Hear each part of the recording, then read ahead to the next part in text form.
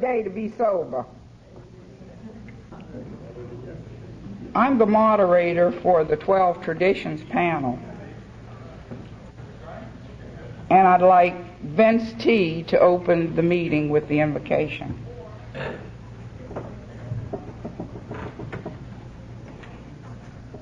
Morning, everybody. I'm Vince, and I'm an alcoholic. Hi, Al. Y'all join me. Dear God, guide us this morning according to your will. Help us to be honest as we share our thoughts. Open our minds and our hearts to the thoughts of others. But most of all, God, help us to be willing to cooperate in the true spirit of the 12 traditions as we strive to preserve and nurture your greatest gift for us, our fellowship in AA. Amen. Your lady here, but Ernie replaced her. So I'm not going to get up after each one of the gentlemen. I'm going to name each one now, and as each one finishes, please, the next one will come forward and give their tradition. The first one is Gus J. for 1, 2, and 3.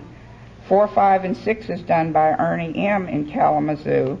Gus is from Warren, the southeast Michigan area. Ernie's from Kalamazoo, western Michigan. Oh, I'm sorry. The woman was from there. I was switching you. That's all right. I was going to switch you. I do things my way. Okay. Tradition 7, 8, and 9 will be done by Al G. He's from Lansing, central Michigan. Got that right, Al? Okay. Tradition 10, 11, and 12 by Clyde S. He's East Detroit, southeast Michigan. So our first one for tradition 1, 2, and 3 is Gus J. from Warren.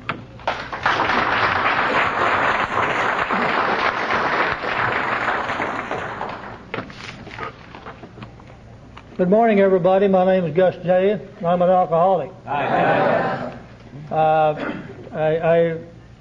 thought of something I heard a speaker say once, and I'm sure that you people have probably already done. I'm going to ask, how many of you people have already had somebody say, I love you this morning, individually? All right, now for the rest of you people who haven't, would you allow me to be the first one to say, I love you?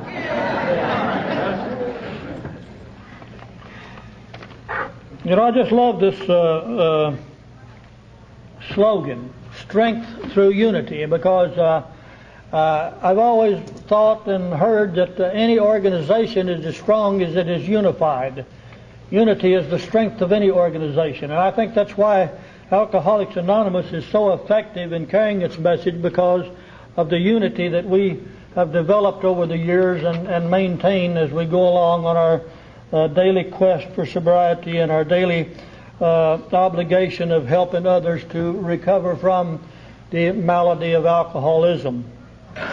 Now, I've been connected with General Service for practically all of my AA life, and I should know something about these traditions, but I have to be honest and say that I don't know as much as I should about it. So you'll just have to bear with me. And as we all know, there are no official versions of anything in the fellowship, not even the tradition, the 12 steps, the concepts. But it is wise for us to listen to people who know more about such things and use some of their philosophy in our interpretation of these traditions. And through my general service journeys, I have met a lot of people who have been exposed and do know something about the 12 traditions. There's one man on this panel that I've had the opportunity to sit on a panel with, a general service panel that we take around and put on at groups. And I'm not belittling what any of these other panelists know about their traditions. I'm sure they are well qualified to do their job. But this one particular man, I can promise you, if you had him to give you an interpretation of all these traditions, you would go in here with an enlightened heart about what they are, because I've never heard a person yet. And incidentally, I haven't heard these other panelists, so I can't say that he's better than them. But this one man, since I haven't been exposed to him, has a beautiful interpretation. You're going to hear him during this program. I would like to first read something about the 12 traditions, a distillation of the AA experience, and it doesn't have anything to do with the interpretation of any one particular one. But as newcomers, many of us may say to ourselves, let the group officers worry about the traditions. I'm just an average member. There are rules for running groups, aren't they? And everybody tells me there are no rules in AA. Then we look closer and find that the traditions are not rules, and they are not just for officers. They have deep meaning for each one of us, as the 12 steps do. Like the steps, the traditions were not figured out in advance as courses of action against future problems. The action came first. Pioneer AA groups with nothing to go on except the trial and error and try again method soon discovered. Well, that way didn't work, but the other one did, and this one works even better. Both successes and failures were reported in letters to AA headquarters, eventually to become the General Service Office. In went these shared experiences of AA's first 10 years, and out came the 12 traditions. In 1946, in the long form, they were published in the AA Grapevine. By 1950, they had been condensed to their present form and were adopted by the AA's first international conference. Our traditions are a guide to better ways of working and living. Co-founder Bill W. said, and they are to group survival what AA's 12 steps are to each member's sobriety and peace of mind. Most individuals cannot recover unless there is a group, and the group must survive or the individual will not. So the first tradition states that our common welfare should come first. Personal recovery depends upon AA unity. And it goes on into there to say how some people come into AA, and at the closed meetings or other meetings, they interrupt the groups and so forth and so on. And it goes on to say in there that we have the right to ask these people to leave and come back when they're ready. We have no right to expel anybody from AA. And after all, this person that we are even telling to come back later is one that we still must work with to help. Now, in this little pamphlet, I'm sure that all you people have seen it. On the first page of the first step, it shows unity in action. It shows a man drowning in water, and what it actually is that it's that person that's asking us for help, this drowning man. And it shows a group of people linked together in helping this one particular man. And our primary purpose is to help this man who is sinking, to get that man who is in the doldrums of alcoholism and bring him up to this way of life that we have been given to by the grace of God. And so we must maintain this unity, and I say unity of purpose. We have only one purpose in AA, to carry the message. And that unity must be for that one purpose.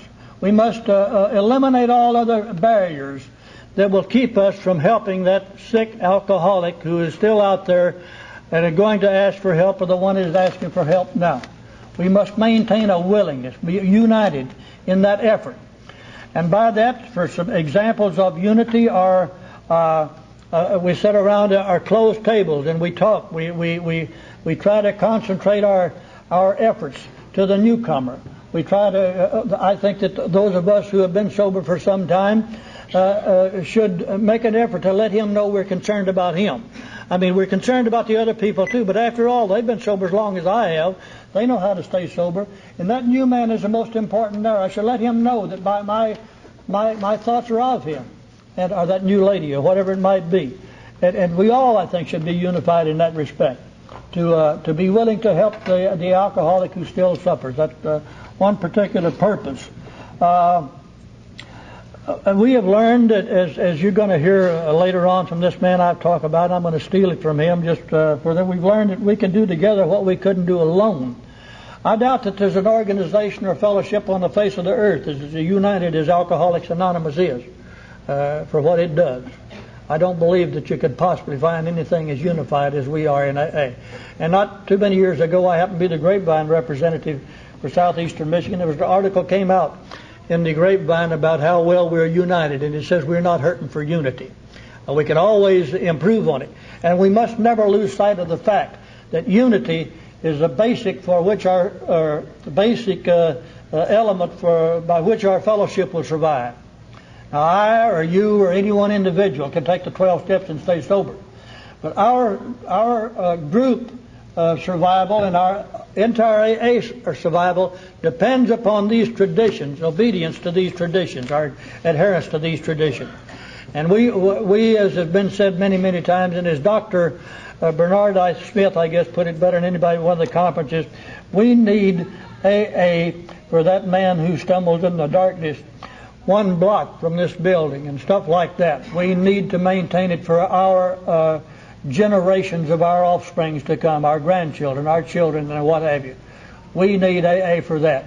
And if we're going to have AA to survive as a unit, an entire unit, then we need to be obedient to these traditions and maintain that unity in helping the alcoholic who still suffers. So in order to have the unity that we have, we must lay away all personal ambitions and desires that we have for ourselves while members of AA and at the group level. We must forget any desire, outside desire we may have, any outside ambition we may have, in order to maintain this unity of purpose. Now, perhaps somebody might call me to make a 12-step call in AA. I should be willing to go and help that man. But perhaps I've already got something in progress that prevents me from making that 12-step call. By all means, I should have somebody's telephone number available to call him or her and ask them to make the call for me. And that's unity. That's unity. We're united in helping one another, not just the alcoholic, but if you can't make it, call me, and I'll take your place to do the job. Somewhere down the line, just like Bill Wilson did when he made those telephone calls from that hotel room, that last call he made, he got united with Dr. Bob. And so somewhere along the line, if I'll make enough calls, I'm going to get somebody that can do the job that I'm not available to do right now, and so forth. That's unity.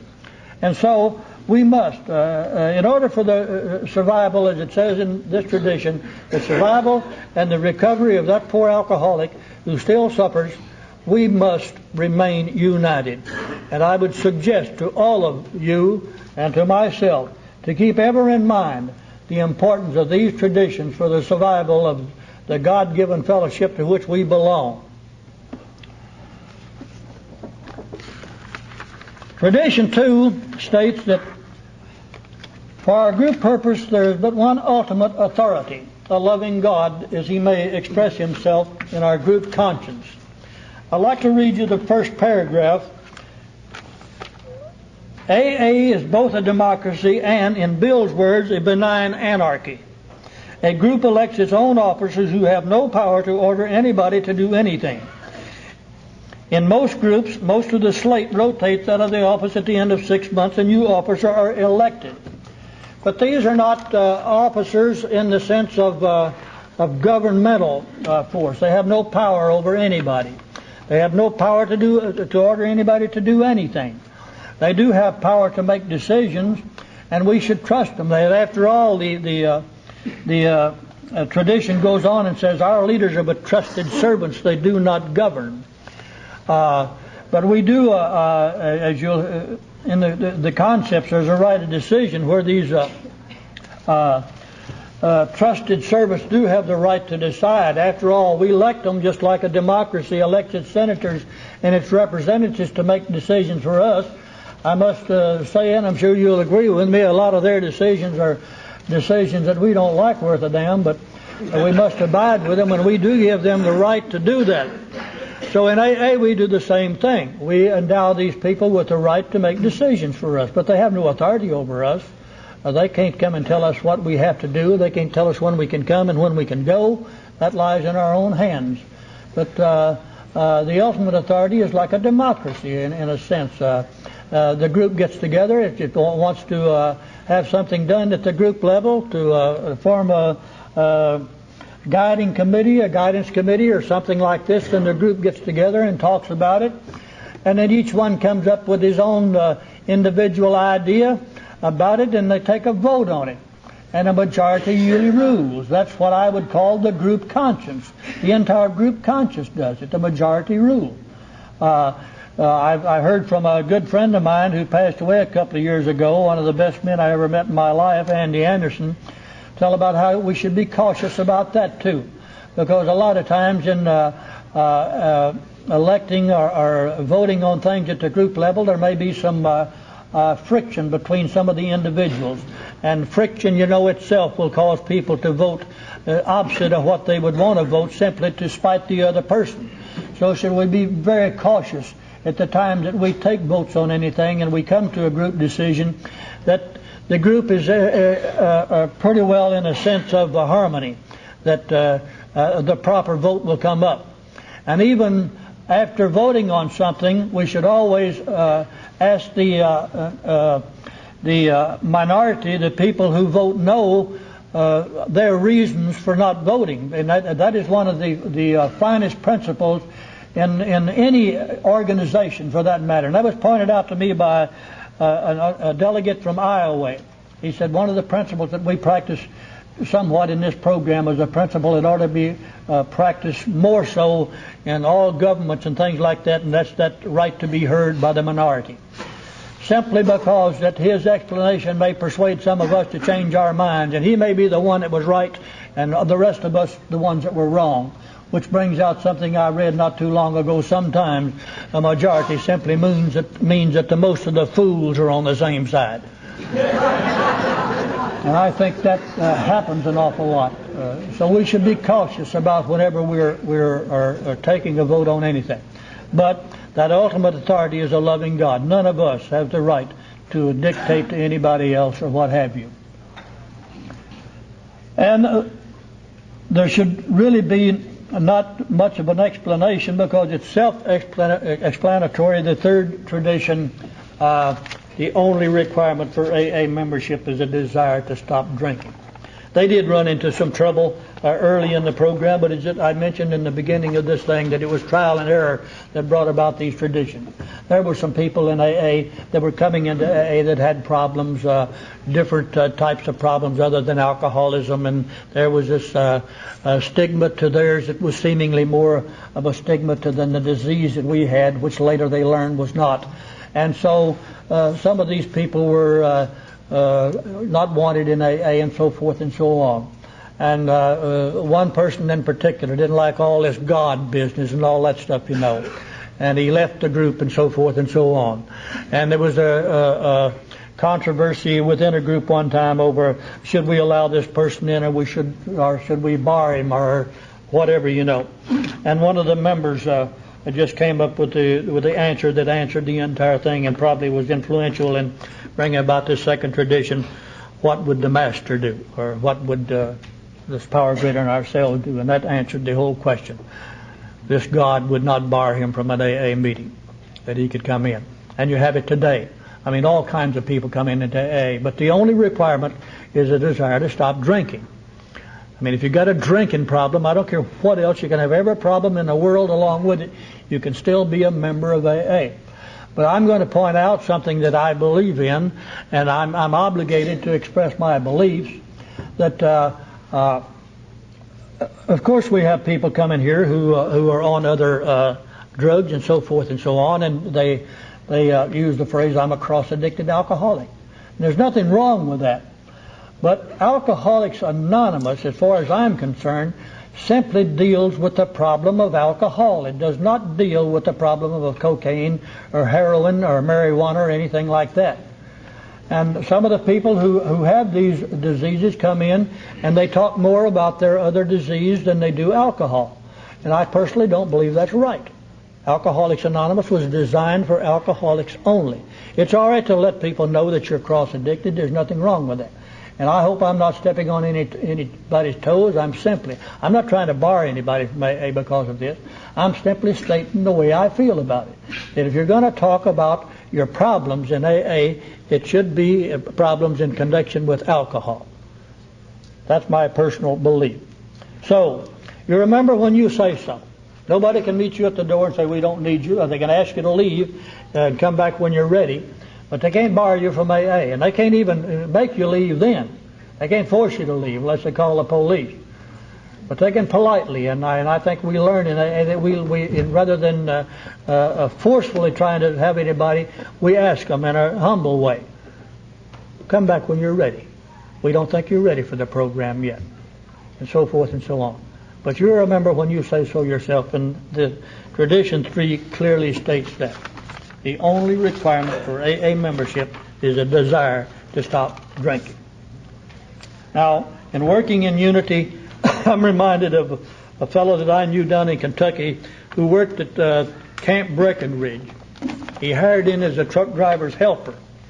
And they were driving out to camp one day, and they came to the gate, and the truck driver said, now, get out and open the gate for him. And he said, no. I said, I hired in as your helper. Said, you get out and open that gate. If you can't open it, I'll get out and help you open it.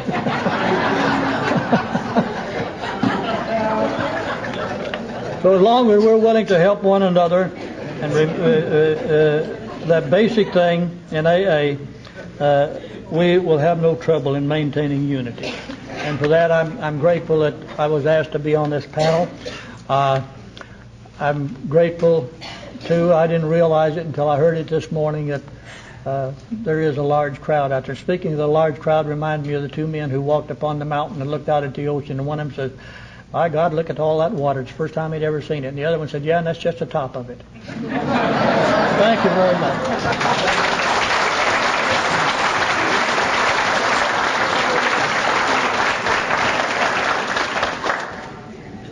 Hi, everybody. I'm Ern. I'm an alcoholic. Well, when I said, well, I would be available to help out this morning if needed, and I thought, well, I've been around for a few 24 hours, and I've been preparing myself for this one day at a time for quite a few years now. But you know, the thing that comes to me when we talk on a panel like this is freedom. Some time ago I heard a man mention about the freedoms of AA in the traditions.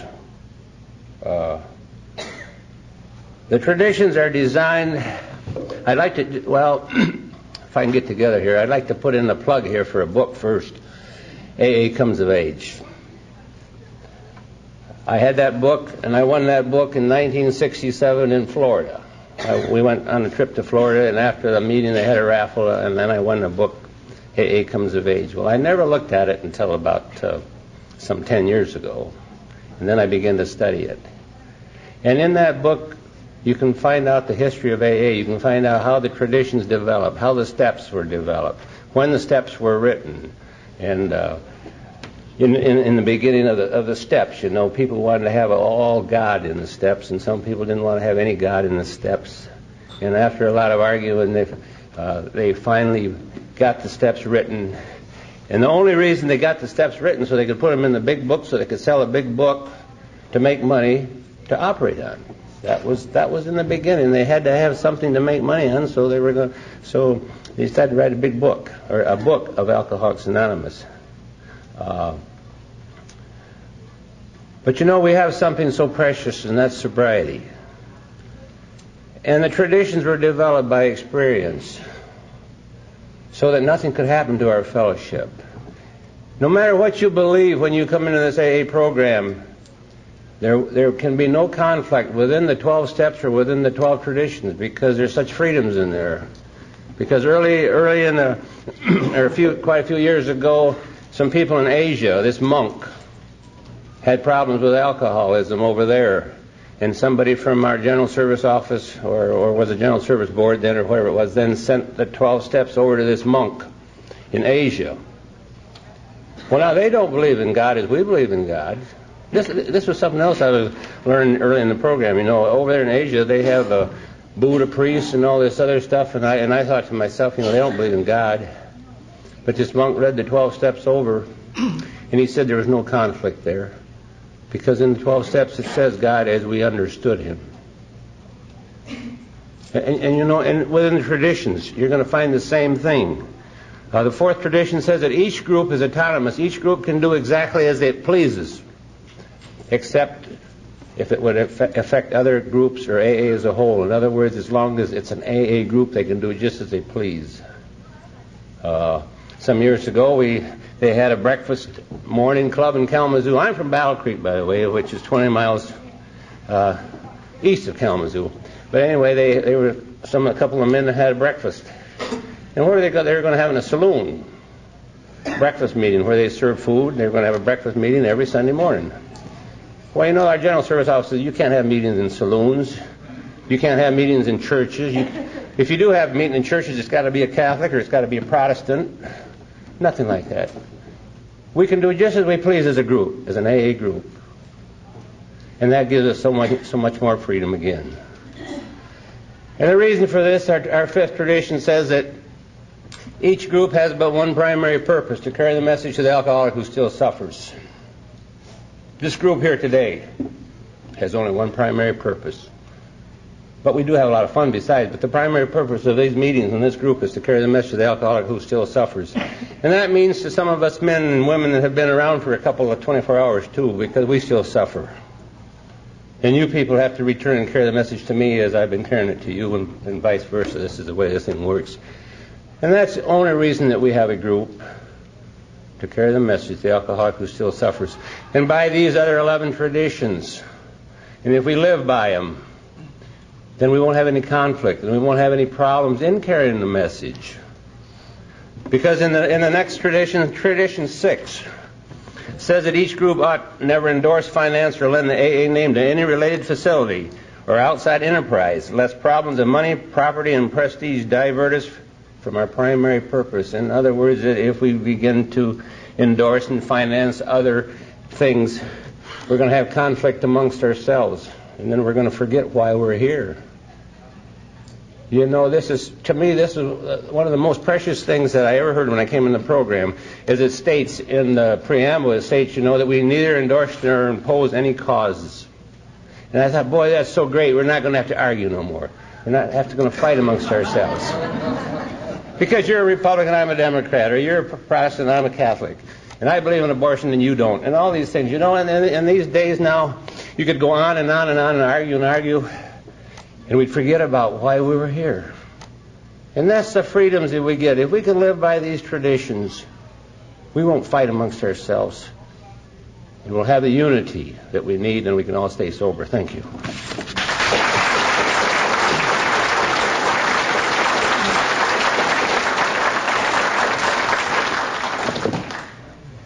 Gets done quick. There's nobody here from the press, radio, or TV. My name is Al George, and I'm an alcoholic. Thank you. As long as we're in a tradition. Are you people sure you're not lost? I mean, this is a tradition meeting. I was coming through the lobby earlier, coming to the step meeting, and a girl had just checked in with her husband, and she was looking at the program and said, "Oh, the step meeting's going on." And then the tradition. Well, we don't want to go to that, you know, and that's it.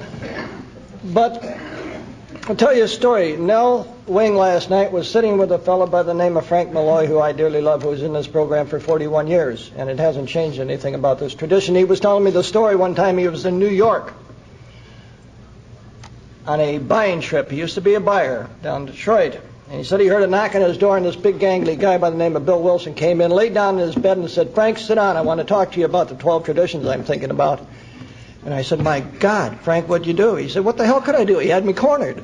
So it hasn't changed much. You know, they used to ask Bill, you know, come on and talk and tell us about where you hid the bottles, but forget those damn traditions, will you please?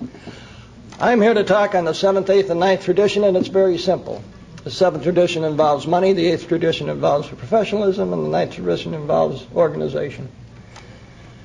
And we've always heard that we don't have any money in AA. It's a no-no. Just mention money in AA, and we're all, you know, it starts getting. AA shall be self-supporting through its own contribution, ladies and gentlemen. It's been that way once in 49 years. You know, I did a lot of drinking. I had a better track record than that. Really, I did. I was self-supporting more than once, but we do make up our money in different ways. It might have been 2 years. I don't quite remember. The last one I had a tough time with. I had to say what Gus did. When I went to my first meeting and they talked about cross-addicted alcoholics, I thought to myself, my God, I got an alcohol problem. What do you do with crosses? So I know what you mean. But, you know, I do have a tough time. In this town we have an Alano Club, and on that I happen to be on the board of directors, and believe me, that and 40 cents will buy you a cup of coffee any place. But the seventh tradition is the only thing I want to get into, because we, in the long form, because we look at the seventh tradition and said we shall be self-supporting in their own contributions, and then I hear people say, yes, this is an outside organization, a different corporation, and so forth. And at some time, brevity can get us in trouble.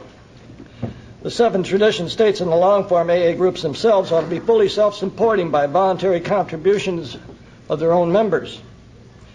We think that each group should achieve this ideal as quickly as possible. We think that each group should achieve this ideal as quickly as possible, that any public solicitation of funds using the name of Alcoholics Anonymous is highly dangerous, whether by groups, by clubs, hospitals, or any other outside agencies. The acceptance of large groups of any sort or any contribution carrying any obligation whatsoever is unwise.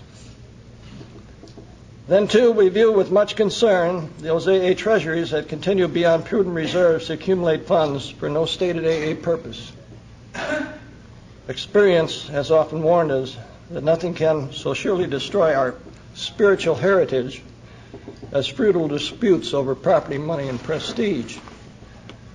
The first AA conference I was ever at, by the way, my sobriety date is only November 12th, 1979, so probably I shouldn't be up here, but the first conference I ever had, one of my dear friends, Heinz, was at that, and he did the 7th, 8th, and 9th tradition. And he made a statement at that time. He said, I will not support a group that does not support New York.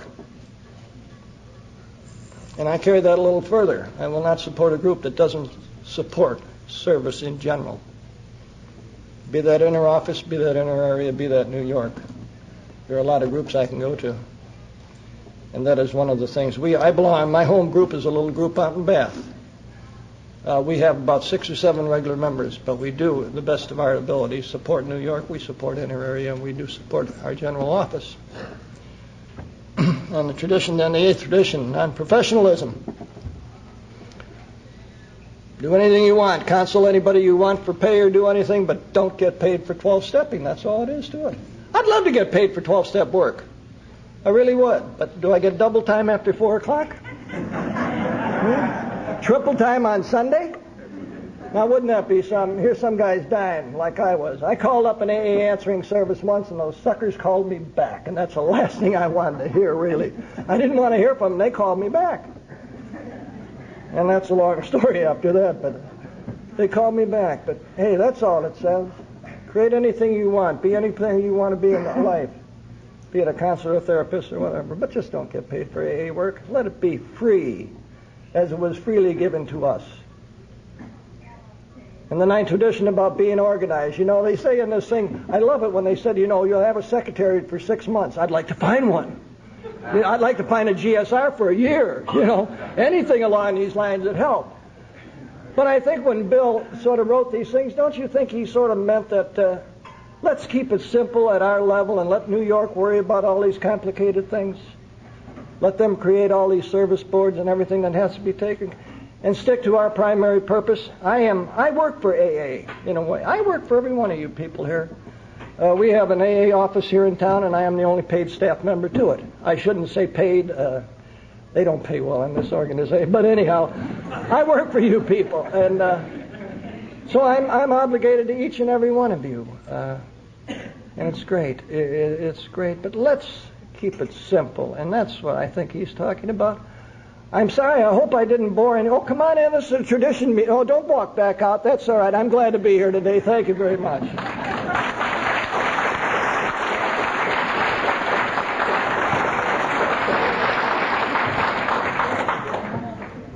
Good morning, ladies and gentlemen. It's nice to be together at a conference. Hi. This past week at work, I mentioned the fact to one of my fellow AAs at work that I was coming to the conference, and I asked him if he was going, and he informed me that he had attended one conference before, and it wasn't very friendly, and he didn't like to. So I thought, how can I convince him? So I started to talk to him, and I told him that I thought a conference was just one big AA meeting lasting the entire weekend, and we were here to carry the message and to communicate. And I think that's why we're here, to communicate. My name is Clyde, and I'm an alcoholic. I'm a member of the 7 Mile Moraine Group in Detroit. And I like being here. I like being a part of the conference. When we talk of traditions, it covers a lot of territory. They are the traditional principles which holds AA together in unity. We are unified through them. And AA does not have any political views or religious views. Since it has been established, we have never wavered off of our purpose of carrying the AA message. And we carry it to each other, not just the alcoholic on the street. Even though we've been sober a while, we are still the suffering alcoholic. Although we don't suffer from the direct use of alcohol, we still suffer from alcoholism. So we are still here to carry the message to each other and communicate. A little story that happened back in the mid-60s. One of the leading magazines of the country published an article written by a doctor. And this doctor had criticized AA and said it was a dogmatic cult because of its theory that an alcoholic could not drink again. And he cited cases where alcoholics could drink again. And of course, as it went around the groups and the people in the groups got a hold of it, most of us were fuming, and we wanted to plan some type of retaliation or some kind of answer to that article. And our service committees talked about it, and I heard Dr. Norris talk about he felt that he should write a letter. But somewhere they decided to go to Bill with it. And as they talked to Bill, Bill said, or something to these words, that if he's right, then let us take heed and make amends and try to straighten things out. But if he is wrong, there's no need to defend it. Our record speaks for itself. Which was a renewal of our 10th tradition. Had we decided to take action, we probably would have brought us into public controversy, and Bill realized this. And there was no need for it. And I also feel that this 10th tradition, Alcoholics Anonymous, has no opinion on outside issues. Hence the AA name are never to be drawn into public controversy. Sort of leads up to the next 2 traditions on anonymity. Anonymity to a lot of us is simply revealing or not revealing our identity in AA. But I'm sure there's a lot more to it, because there's 2 traditions on anonymity. The name of our fellowship is Alcoholics Anonymous. There are several pamphlets published on the concept of anonymity. So it is important to the AA member. It is good for the group. It is essential to the fellowship for survival. And it's been divided into 2 classes: the practical anonymity and the spiritual. And of course the 11th tradition is a practical anonymity. And again, I'd like to relate an experience I heard about or knew about that happened some years back in AA. We had in our area one of the leading disc jockeys in the country. And he was invited out to make a talk at one of our AA groups. And he came out and made that talk.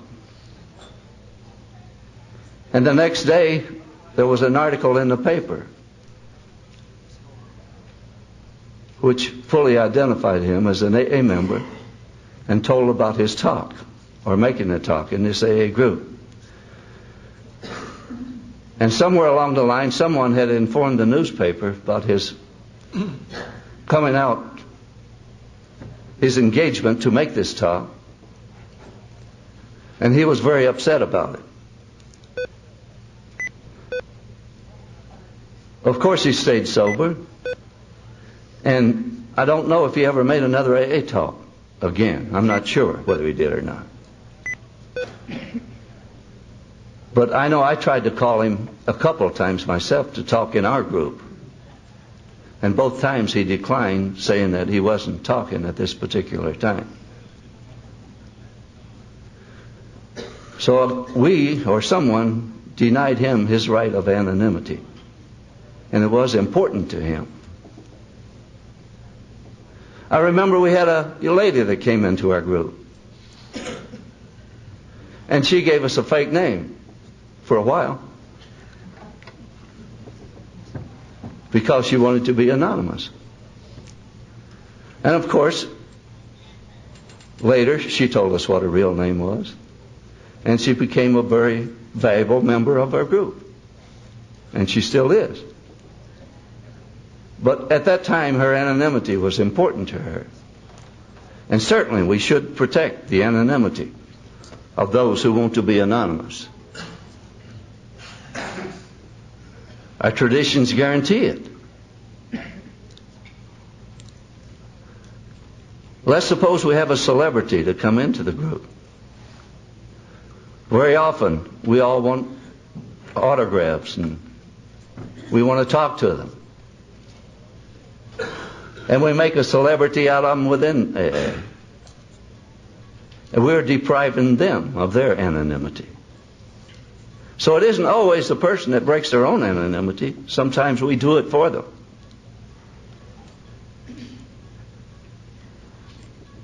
Certainly, we have a lot of people out here who are capable of representing AA at the public level. And we do within the scope of anonymity. And some do out of the scope of anonymity. Through the media. But if these people that are qualified to do it have the right to do it, then it opens the door for those who are not qualified or who are uninformed or the slippers. It opens the door for everybody. It's sort of like taking the first drink. If we don't take the first drink, we're not going to get drunk. If the first person doesn't break their anonymity at that public level, then the fellowship won't do it. But the traditions tell us just as well what we can do as what we can't do. And certainly we can tell each other who we are if we want to. And certainly we can tell our family, our friends, our doctor, that we are members of Alcoholics Anonymous. It's to our benefit. And certainly we don't want to become so secret that we can't carry the message effectively.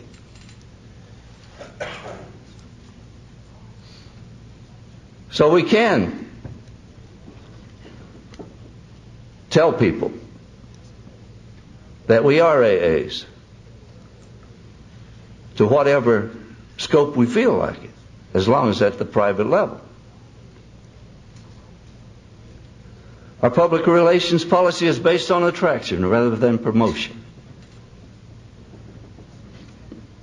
We must always maintain anonymity. Anonymity. You know, we say this is a spiritual program. And most of us think that all parts of it is spiritual. So certainly the traditions are spiritual, as well as the steps. Because the traditions ask each of us to make certain sacrifices. Sacrifices that we are going to benefit from as individuals and as groups and as a fellowship. What's the first sacrifice we made? When we came in here, we sacrificed booze, right? And we became a better person for it.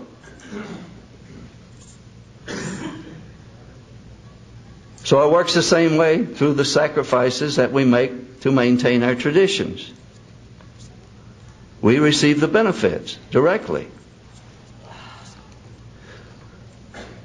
So if you go back through all of your traditions that have been mentioned here, they're all spiritual.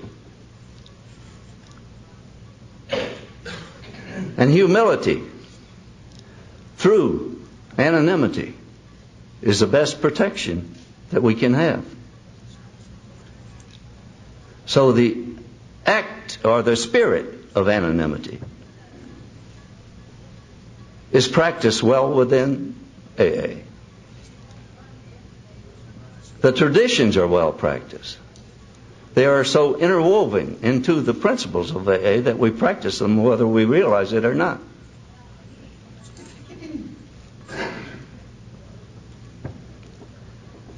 The spirit of anonymity, we often break, or I do. We don't practice to the letter. We don't practice the steps to the letter, nor the traditions. I think the spirit of anonymity is the way we act within AA, particularly within AA. You know, most of us service people who have been in service have a tendency sometimes to get over-involved. You know, we want to be chairman of our group all the time. And we want to get the speakers. We want to be the guy that stands out in front of the door and shakes everybody's hand. In my opinion, and only my opinion, you don't have to think that way if you don't want to. But I feel that we're going contrary to the spirit of anonymity when we do this. We're trying to set ourselves up as a group leader.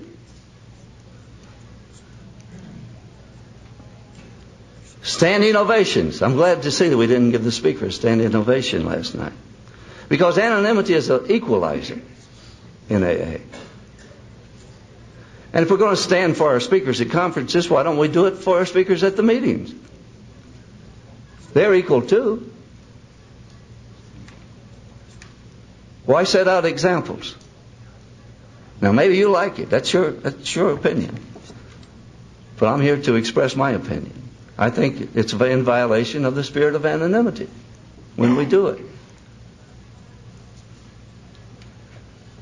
I think it's in violation of the spirit of anonymity when we try to be boss of the group, or to seek personal recognition beyond the lines of our responsibilities and duties. We're going contrary to the spirit of anonymity. So we can practice it well within the group.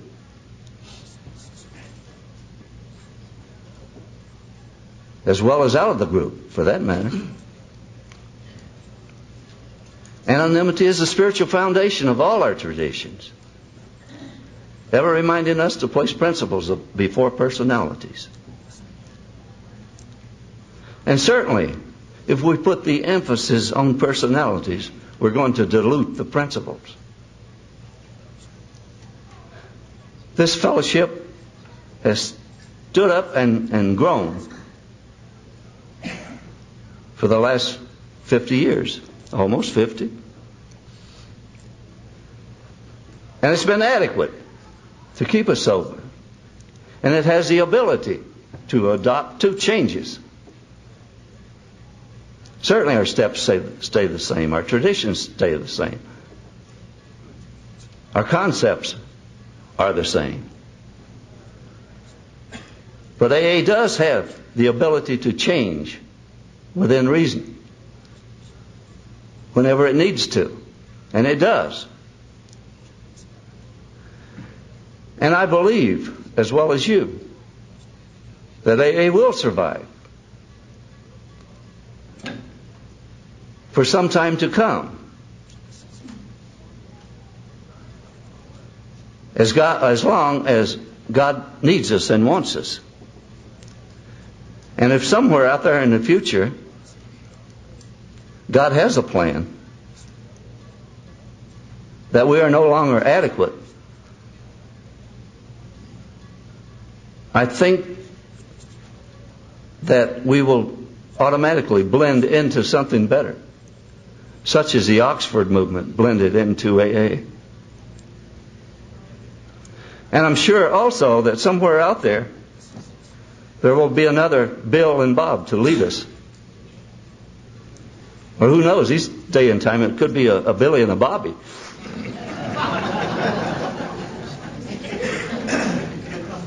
But I believe that through these traditions that we will be here for generations to come.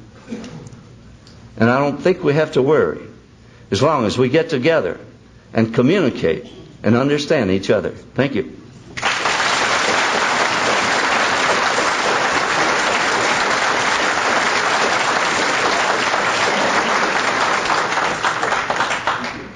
I'd like to thank all the panelists too, Gus, Ernie, can't find your name, Al, and Clyde. Talking to the mic. You can't hear me? How'd you tell me? Okay, but I do. I'd like to thank all the. Okay, I'd like to thank all the panel members this morning. You know, and as they were talking, and listening to him, I know 3 of them are past delegates, and then Al got up and said, you know, he worked at the central office, so they stay pretty busy in AA. You know, and it to me, you know, if you don't have a home group and you're not busy in AA, you know, there's no type of quality sobriety in your life that you need a home group. If you transit, you're still floating, see, and you need that home group. You need some place to go, some place to share and give it away in order to keep it. And I firmly believe that. So I'd like to give these guys another hand.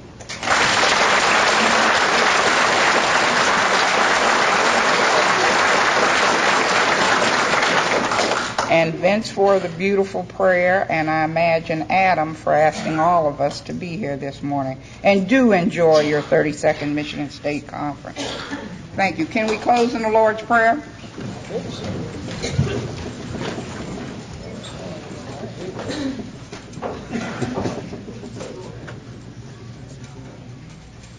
Our Father, who art in heaven, hallowed be thy name.